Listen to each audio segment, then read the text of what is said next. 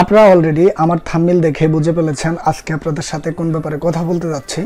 আমরা যারা ডাইরেক্টলি ফেসবুকের মধ্যে বা ইউটিউবের মধ্যে আমরা এরকম অনেক ভিডিও আজকে দুদিন যাবত পেয়ে যাচ্ছি, ইমো বাংলাদেশের মধ্যে বন্ধ হয়ে যাবে।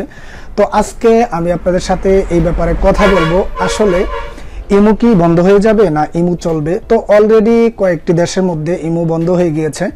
তো আমরা যারা প্রবাসে থাকি বা আমাদের ভাই বারাদার যারা প্রবাসে আছেন, তারা প্রতিনিয়ত ফ্যামিলির সাথে কথা বলতে আমাদের বর্তমানে সোশ্যাল মিডিয়ার সব থেকে বড়, আমরা যারা ইমোর মাধ্যমে অডিও কলে ভিডিও কলে আমরা যারা কথাবার্তা বলি, সব থেকে প্রবলেম আমাদের হবে।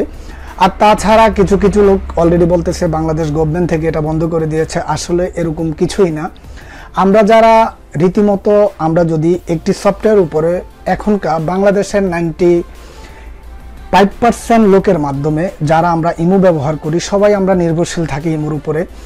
আসলে যারা এই ইমো সফটওয়্যারটা যারা আপডেট করে, প্রতিনিয়ত সফটওয়্যার আপডেট করে, তারা হয়তোবা কোনো না কোনো ক্ষেত্রে যদি সফটওয়্যার আপডেট করতে যায়, তার ক্ষেত্রে আমাদের ইমোতে কোনো প্রকার কল আসে না। হয়তোবা আমরা নতুন করে কোনো প্রকার ইমো আপডেট করার জন্য বা বিভিন্ন প্রকার ইমোর ফিউচার আপডেট করার জন্য যারা এই ব্যাপারটা নিয়ে কাজ করে, তার কারণে আমাদের সাময়িক সময়ের জন্য আমাদের ইমোটা প্রবলেম হয়েছে। তাহলে আমি আপনাদেরকে যে জিনিসটা বোঝাতে চাচ্ছি, আমরা যারা ইমো ব্যবহার করি আমাদের সুবিধার জন্য ইমো কোম্পানি বা ইমো ডেভেলপমেন্টরা তারা তাদের ইমো সফটওয়্যারটিকে আপডেট করতেছে। তার জন্য আমাদেরকে কোনো প্রকার হতাশ হতে হবে না। আসলে আজ 3 থেকে 4 দিন পর আমাদের ইমোটি আবার আগের মতো সচেতন হয়ে যাবে।